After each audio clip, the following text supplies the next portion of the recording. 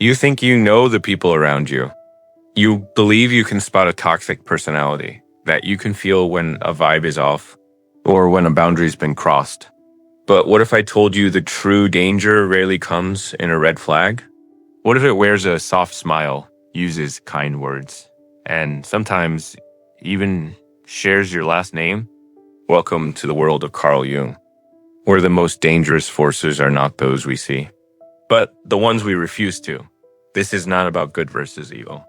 This is about the unconscious mind, the vast, uncharted ocean beneath every human action. And Jung warned us, until you make the unconscious conscious, it will direct your life, and you will call it fate. So, in this video, we explore 6 psychological archetypes Jung would say you must avoid, not because they're malicious, but because they are possessed by what they cannot see. And if you're not careful, you'll become their emotional host. Let's begin with the one you've probably already met, type 1, the unconscious manipulator. At first glance, they seem fragile, sensitive, maybe even spiritual. They speak about their traumas, their feelings, their wounds. You find yourself drawn to them, maybe even protective, but slowly, without knowing how, you start to feel drained, guilty, responsible for fixing emotions you didn't create. This is the work of the unconscious manipulator, someone so cut off from their own pain, they export it onto others and call it love. Jung called this mechanism projection, a psychic defense in which what we reject in ourselves, we unconsciously assign to someone else. Everything that irritates us about others, Jung wrote, can lead us to an understanding of ourselves. But the unconscious manipulator never makes that leap. Instead, they live in a permanent psychic theater, casting you in roles you never auditioned for. The villain, the savior, the abuser, the fixer. You become a symbol in their story, not a person with your own. Why it's so dangerous?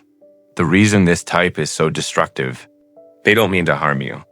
They genuinely believe you're the source of their pain, and that's what makes it so hard to see. You try to be kind, you listen harder, you explain yourself more clearly, but it doesn't work because the problem was never you. It was the ghost they projected onto your face. These people aren't evil, they're fragmented. And unless they do deep inner work, they'll continue to offload their unintegrated trauma into every connection they have. How to protect yourself? The first step? Stop trying to fix them. That urge to explain, justify, repair is how you get trapped in their projection cycle. Instead, ask yourself, is this emotion mine or did I absorb it? That one question can break the spell. Next, set boundaries that feel rude. Yes, rude. Because to someone who's unconscious, your clarity will feel like cruelty. Let it. You're not responsible for protecting someone from the consequences of avoiding their shadow. That's their work. Yours is to stay sovereign. Jung's warning. In The Ego and the Unconscious, Jung explains that projection means the expulsion of a subjective content into an object. It is the opposite of introjection. When someone unconsciously projects their inner conflicts onto you, and you unconsciously accept them, a toxic symbiosis is born. This is why these relationships feel like they own you.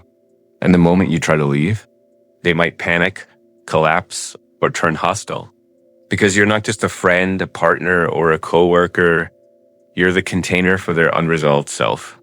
Before we move on, let me leave you with this. You're not heartless for stepping away. You're not selfish for saying no. You're not cruel for refusing to carry emotions that aren't yours.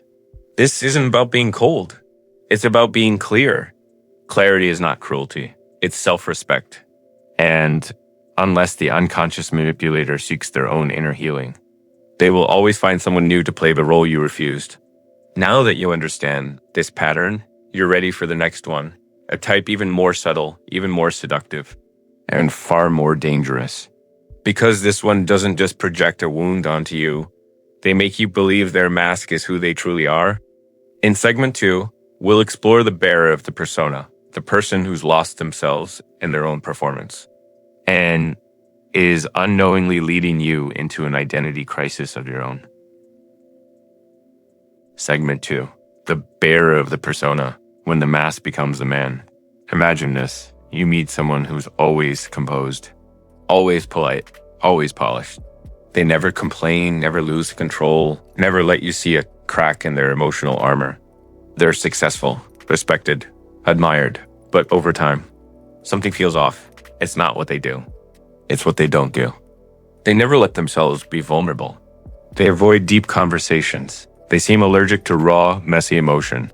You're having dinner, but it's as if you're speaking to a character, not a person.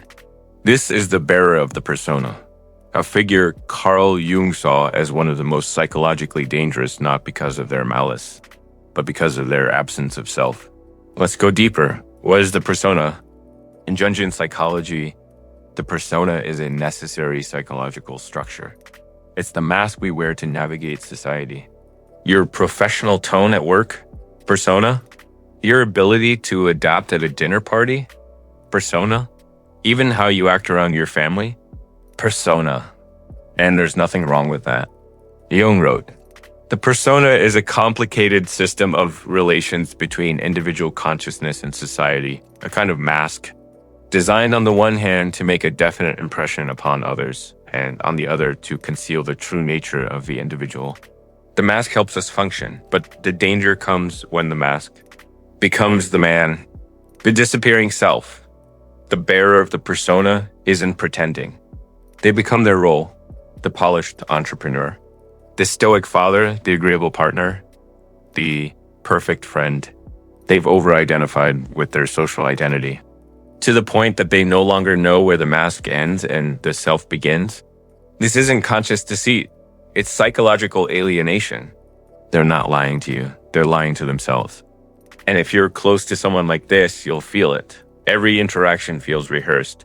Vulnerability becomes awkward. You feel a lack of depth, even in their... Emotional repression becomes emotional distortion. At first, you'll notice small things. A joke that feels a little too bitter. An outburst over something trivial. A moment of jealousy they quickly deny. But the longer the mask stays on, the more pressure builds underneath it. Jung warned, the stronger the persona, the more inaccessible the shadow. In other words, the more someone appears perfect, the more darkness they are likely suppressing. And that suppression doesn't disappear. It waits. And when it erupts, it blindsides everyone. Why it's so dangerous to others. Living with a bearer of the persona is like living in a museum. Beautiful, but sterile. You start to feel like you have to play a role too. To keep things light. To avoid saying the wrong thing. To match their image of what we're supposed to be. And slowly, your own authenticity begins to fade. You stop laughing as loudly. Stop sharing messy thoughts. Stop showing up as you are. Because they not reacting to you. They reacting to anything that threatens their controlled identity. And eventually you find yourself asking, who am I allowed to be around them? If your answer is someone other than myself, that's your red flag. The trap of admiration. Ironically, persona bearers are often admired. They're charming, accomplished. They say all the right things. But that admiration is a trap. Because it rewards the very illusion they're stuck in. And if you dare to challenge it, even gently, you might get ghosted, gaslit, or cold-shouldered. They'll say things like, why are you being so intense? I'm just trying to keep the peace. Let's not overcomplicate things. But what they really mean is, don't remind me I'm wearing a mask. Jung's antidote, individuation. The only way out is in. Jung believed the goal of psychological growth is individuation, the integration of all parts of the self. And the persona, while necessary, must be kept in check.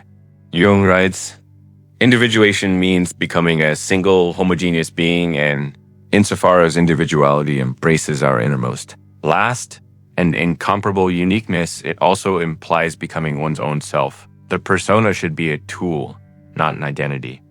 And the moment you believe you are only your job, your brand, your family role, you've stepped out of truth and into fiction. How to protect yourself. If you're in a relationship, personal or professional, with someone who's fused with their persona, remember this, you're not crazy for sensing inauthenticity. You're not selfish for craving deeper connection. You're not cruel for withdrawing when everything starts to feel fake. Protect your own spontaneity. Speak truth gently but firmly. And above all, refuse to perform for someone who can't face their own soul. Segment conclusion. The bearer of the persona is not evil. They're afraid. Afraid of losing approval, afraid of being seen, afraid of who they are without the costume. But you cannot save them by wearing a mask of your own. All you can do is protect your truth and hope one day they seek theirs. Because while the persona dulls the pain of being rejected, it also dulls the joy of being known. And that is the greatest tragedy of all. Coming up next, segment 3. We dive into 2 of Jung's most difficult archetypes to confront, those who moralize as a weapon, and those whose trauma has taken over their entire emotional system. The moral controller, the complex dominated. Segment 3. The moral controller and the complex dominated when shadows pretend to be virtue. In a world drowning in noise, morality often sounds like a lighthouse, a clear voice, a steady hand, a code to live by. But Carl Jung warned us, not all moral certain use light. In fact, some of the most destructive shadows wear halos. Some shame you with rules, not rage. Some manipulate with guilt, not gaslighting. They are not villains in their own stories. They believe they're the heroes. Today, we unmask 2 of the most emotionally disorienting psychological types Carl Jung warned about. The moral controller, the person who uses ethics to dominate. The complex dominated, the person who lives in permanent reaction to unresolved trauma. Let's begin. Type 3, the moral controller. You may already know someone like this. They're always right, always just trying to help, always holding others to a higher standard, one they rarely apply to themselves. On the surface, they're principled, righteous, even admirable, but spend enough time around them, and you'll begin to feel diminished, guilty, like your freedom is somehow offensive. They don't yell. They don't manipulate outright. They simply suggest that what you feel, think, or do is wrong, not because it is, but because it doesn't fit their definition of what a good person should be. Jung's analysis. Jung saw this as a profound psychic distortion. In IN, he explains how morality, when unexamined, becomes a projection of the shadow. When morality is used to disguise shadow, the result is a soul that looks virtuous on the outside, but is teeming with repression beneath. The moral controller doesn't see their behavior as harmful. They think they're saving you, correcting you, fixing you. And that's precisely what makes them so dangerous. Because you start to internalize their moral gaze, the mirror trap. Over time, you begin to police yourself. Was I too selfish? Maybe I shouldn't feel this angry. Is it wrong to want more? You become your own captor, locked in a cage made of their values you didn't choose. And this dynamic is especially common in families steeped in religious or cultural dogma, rigid work environments obsessed with image, relationships where one partner becomes the ethical compass. When morality becomes control, Jung was clear. When morality is used as a weapon, it destroys individuation. Instead of integrating the shadow, the moral controller projects it onto others and judges them for what they deny in themselves. For example, a repressed sexual desire gives you're being inappropriate. Suppressed rage gives you need to stop being so reactive. Hidden jealousy gives you're just arrogant. This is not moral guidance. This is unconscious warfare. And what's worse, they believe they're doing good. How to protect yourself. Ask yourself, is this criticism making me grow or making me shrink? That one question can distinguish between guidance and domination. Moral controllers fear their own shadow, and instead of facing it, they shame others for living theirs. You are not selfish for setting boundaries. You are not broken for having needs. You are not wrong for not fitting into someone else's moral fantasy. Freedom begins where borrowed guilt ends. Now let's move into a more volatile, unpredictable profile. The one who doesn't judge you with righteousness, but pulls you into emotional chaos with every interaction. Let's talk about the complex dominated.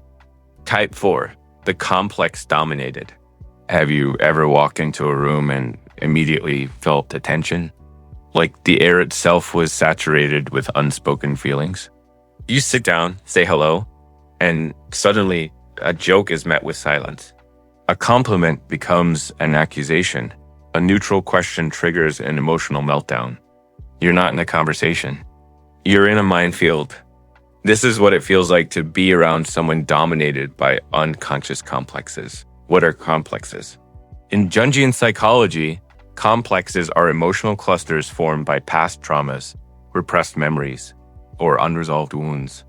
They are autonomous psychic entities that live in the unconscious and take over the person's behavior when triggered. Jung described them like this. A complex has the power to possess the individual. It can seize control of speech, memory, action, as though another personality had emerged. So when someone is taken over by a complex, they're not acting from the present. They're reliving a moment from the past. But here's the problem. You're the one they're reacting to. The emotional roller coaster. One day they're warm. The next, cold. One moment they praise you. The next, accuse you of betrayal. They blame you for things you never did. Expect apologies for things you never said. You start to question, what just happened? Did I miss something? Am I walking on eggshells again? Over time, you lose your grounding, not because they're cruel, but because they are psychologically hijacked. Jung's warning on possession. Jung made this distinction clear. The possession of the personality by a complex is equivalent to an arrest of conscious development. In other words, a person dominated by a complex cannot grow because they are trapped in a loop of psychic time. And worse, they pull others into that loop. You start to feel like a therapist, a parent, a referee, anything but an equal. And the emotional cost is staggering. Why it's so dangerous? Complex dominated people aren't consistent. They apologize, they cry, they tell you they'll change. And sometimes they mean it. But the change doesn't last because the complex is still active. Segment 4, the psychic vampire, emotional drain disguised as devotion. There are people who scream for attention. There are people who demand control. And then there are people who say nothing at all. And yet, when you're around them, you always leave feeling empty. It's not your body that's tired. It's your soul, your mind, your emotions, your boundaries. These are the individuals Carl Jung would say operate from deep psychic entanglement, known in popular culture as the psychic vampire. This person doesn't invade your life with rage, rules, or guilt. They invade it with need, with silence. With subtle hooks that look like care, let's peel back the layers. What is a psychic vampire? While Jung never used the pop psychology phrase psychic vampire, his writings on symbiosis, emotional enmeshment, and unconscious projection paint the same picture. This is someone who doesn't want you, they want what you give them. Validation, stability, emotional labor, a constant psychic mirror to survive.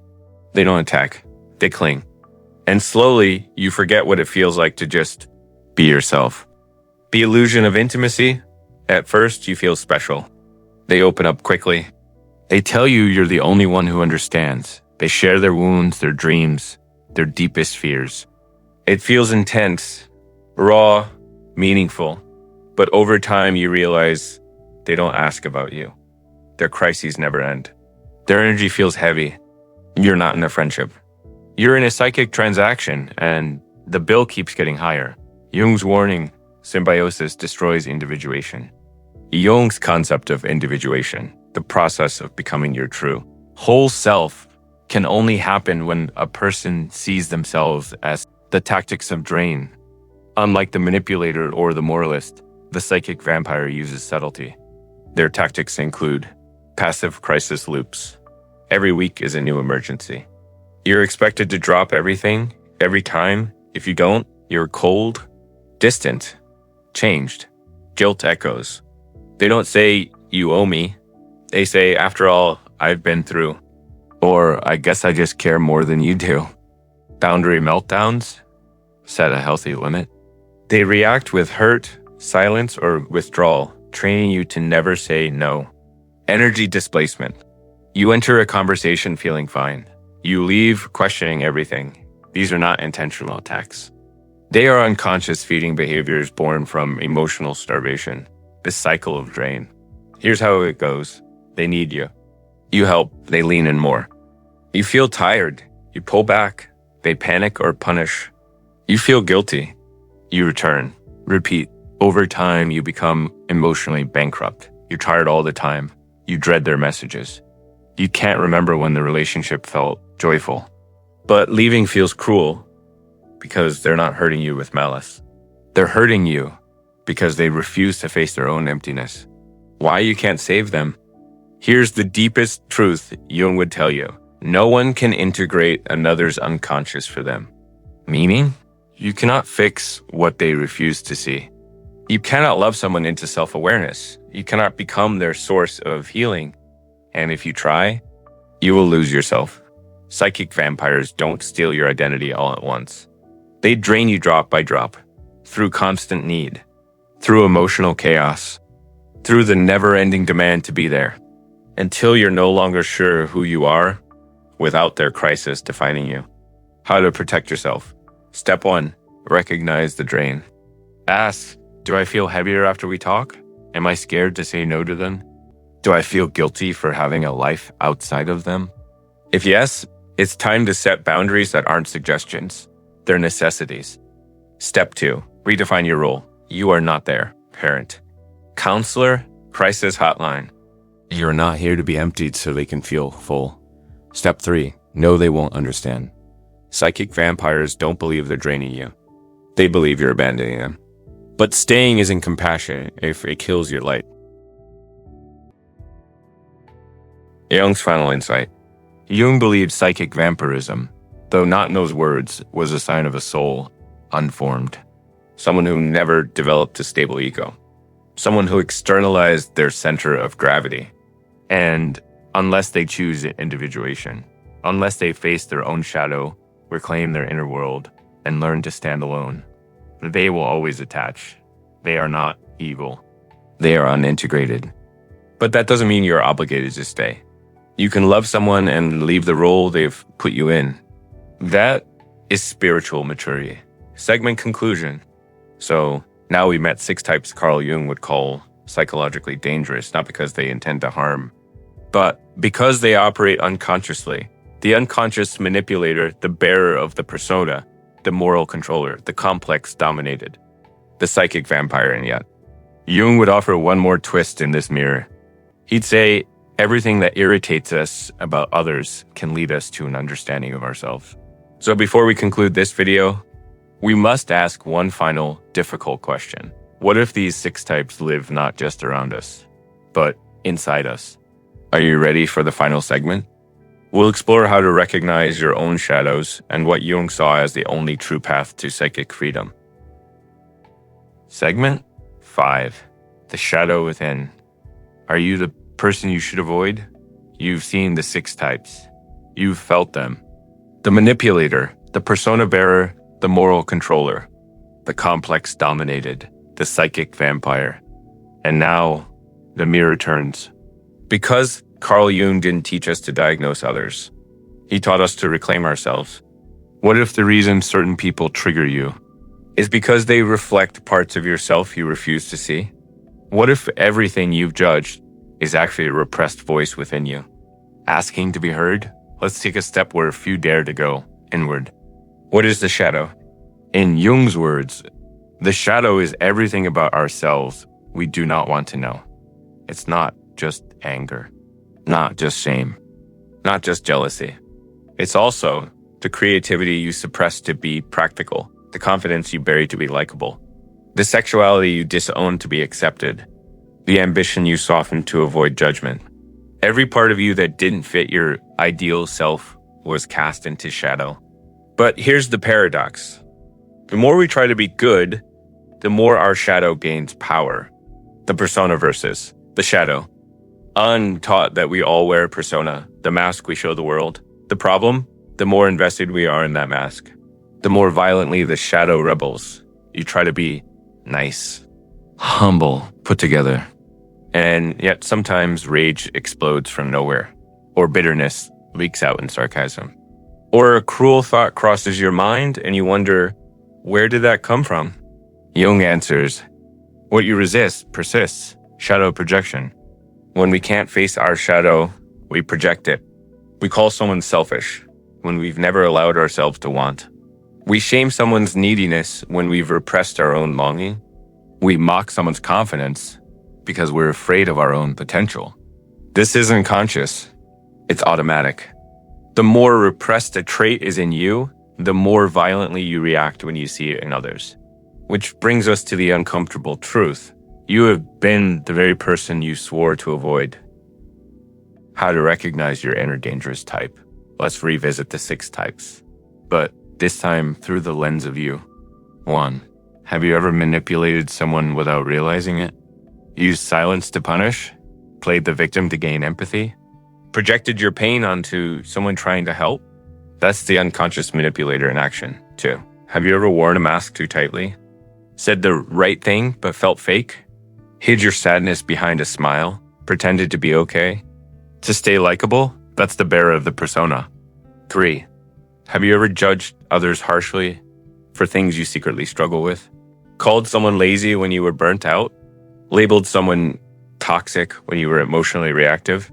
Condemned desire, anger, or selfishness, only to feel it burning inside you.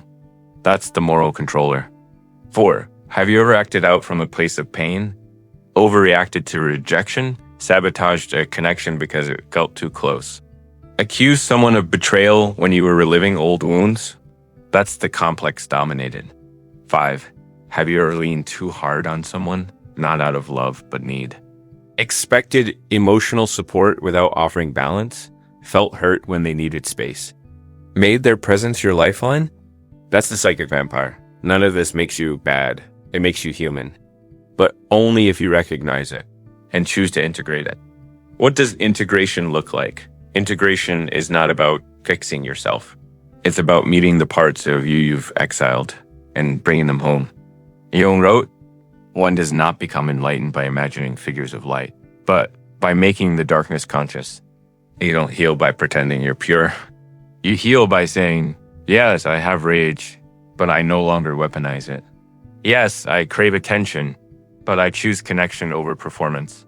Yes, I carry wounds, but I will no longer bleed on those who didn't cause them. Integration is a relationship with your unconscious. And like any relationship, it takes time, honesty, and compassion. The tools of integration. Jung offered us tools. Use them. 1. Dream work. Your dreams are the voice of your unconscious. Journal them. Study their patterns. What you gain from shadow work, you might wonder, is all this worth it? After all, it's easier to stay on the surface. Easier to judge others than question yourself. But here's what awaits on the other side. Peace, real peace, not the kind you perform. Clarity. You stop reacting blindly. You respond with awareness. Power. You reclaim the energy you once spent suppressing your truth. Wholeness. You no longer seek others to complete you because you are already full. Jung's final gift. Carl Jung did not promise us happiness. He promised us truth. And from that truth, a deeper joy emerges, one that doesn't depend on others being safe, soft, or predictable. Because once you know your own shadow, you are no longer a prisoner of theirs. Final thoughts and call to action. So ask yourself, which type lives in me? Which shadow have I judged? Only to find it within? Leave your thoughts in the comments. Your story may mirror someone else's awakening. And if this journey resonated with you, like the video, subscribe, and share this with someone who needs to see it. Because Jung taught us that the most terrifying thing is to accept oneself completely. But once you do, no one can use your shadow against you again. See you in the next video, where we'll continue the inward journey together.